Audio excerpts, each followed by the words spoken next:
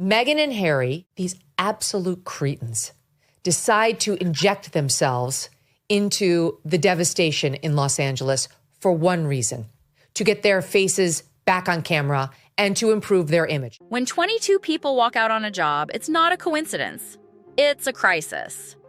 And when those 22 people all walked out on the same two bosses, that's a red flag you can see from space. We're talking about Meghan Markle and Prince Harry. Once the darlings of royal rebels and celebrity media, now the faces of something no one wants to say out loud: a failing brand. Because behind every glossy photo, every inspirational quote, and every reinvention is a trail of resignation letters, NDAs, and a growing sense that no one wants to work with them anymore. I need to do this for my family. This is not a surprise to anybody. It's really sad that it's got to this point, but I've got to do something for my own mental health, for my wife's, and for Archie's as well, because I could see where this was headed. They didn't want him to be a prince or a princess, not knowing what the gender would be. How did it get this bad? Let's break it down. Over the last 5 years, Meghan and Harry haven't just lost a few assistants. They've gone through an entire staff army. 22 high-level professionals, gone. Not interns, not temps. We're talking seasoned experts, PR managers, communications directors, heads of strategy, global brand advisors, people whose LinkedIn pages are longer than most resumes. Each one arrived with a glowing press release. Words like visionary, trailblazer, industry titan were thrown around like confetti. But before you could even learn their names, they were gone. Quietly, without fanfare, absorbed into the same mysterious black hole where their projects, campaigns, and results seemed to disappear. The security entitlements were downgraded due to him being singled out for inferior treatment, upholding instead that it was reasonable given that he had abandoned his royal duties and moved to the US. It's not a trend anymore. It's a pattern, and a really bad one. One of the most baffling parts of this story is how it keeps happening. Because they're not hiring amateurs. These are people pulled straight from the top of the industry. Spotify, Netflix, major PR firms. They're the kind of people companies fight to recruit. And yet, they're gone faster than you can say strategic pivot. It's like watching someone build a dream team only to bench the entire lineup before the first play. Something's not right, and it's not the talent. He was there for a tourism conference. He's involved in this. It's not a charity, but it's an organisation, Travelist, which is all involved in the eco-travel. Eco-travel. So he got on his jet and racked up a few more air miles to get over to this conference in China. There's an old saying in business: if one person leaves, maybe it's them. If everyone leaves, it's probably you. And yet, Harry and Meghan don't seem to see the problem. Let's talk about one of the strangest moments in this whole mess: the twerking video. Yes, you heard that right. In an effort to elevate Meghan's new lifestyle brand, one of their agencies allegedly pitched and got approved a twerking clip. This was meant to help position the brand as premium, aspirational, luxurious. Meghan is a trained actress. What she does is that she studies people. She's not a good actress, but she is a trained one, right? She's been doing it her entire life. And there was no doubt that she studied Princess Diana. She studied her mannerisms towards Harry when he was a boy and the way that she grabs her face. And this is the psychopathic elements of what she does. Instead, it became the final straw for several staffers who reportedly left shortly after that meeting. Because if you're being asked to sell jam jars and hand creams with TikTok energy in a brand that's supposed to scream modern royalty, something's seriously off. And the worst part? It wasn't just the idea. It was that someone greenlit it. Which raises a bigger question. Who's making the calls? And is anyone saying no behind the scenes? Now here's where things take a turn. Because rather than stepping back and reassessing, Meghan and Harry seem committed to blaming literally everyone else. Okay, so Meghan Markle, I have decided, is only and will only ever be the queen of one thing. It's the queen of cosplay, the queen of pretending to be Princess Diana. Staff walkouts? Must be internal sabotage. Failed PR? That's the media's fault. Projects that flopped? Oh no, those weren't failures. They were pivots. This pattern of deflection has defined the Sussex brand for years now. They've positioned themselves as victims of the palace, of the press, of betrayal.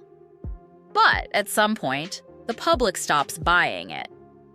You can only play the misunderstood genius card for so long before people start asking, maybe you're just not good at this. Every time a high-profile staffer walks out, it costs.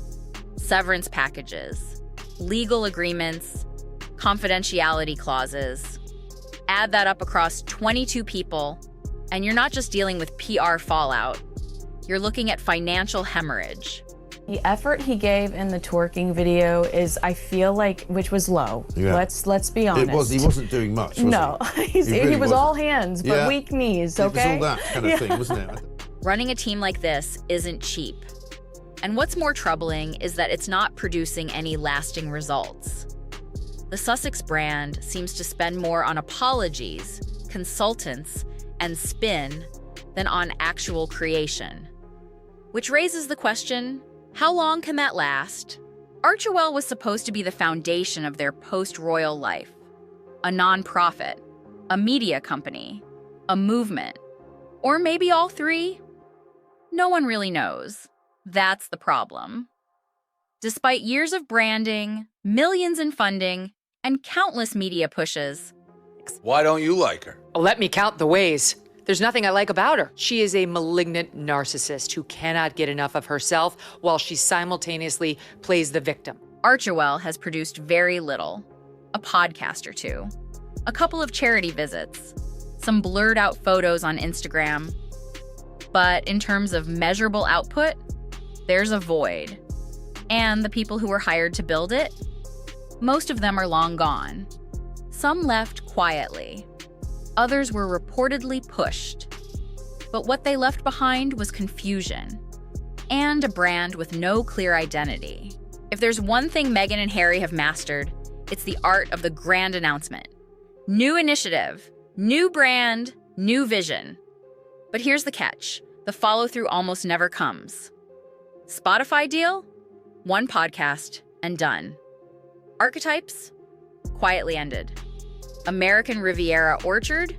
A name, a label, and radio silence. It's like they're addicted to the dopamine hit of public attention, but allergic to the actual work. The moment it gets tough, they vanish, rebrand, restart. And the industry is starting to notice. Here's where things get serious. Because it's not just about flopped launches or confused branding anymore. It's about reputation. In Hollywood, in tech, in media, people talk.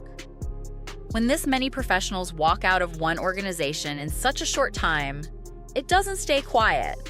Whispers turn into warnings. And soon, the most talented people simply stop answering your calls.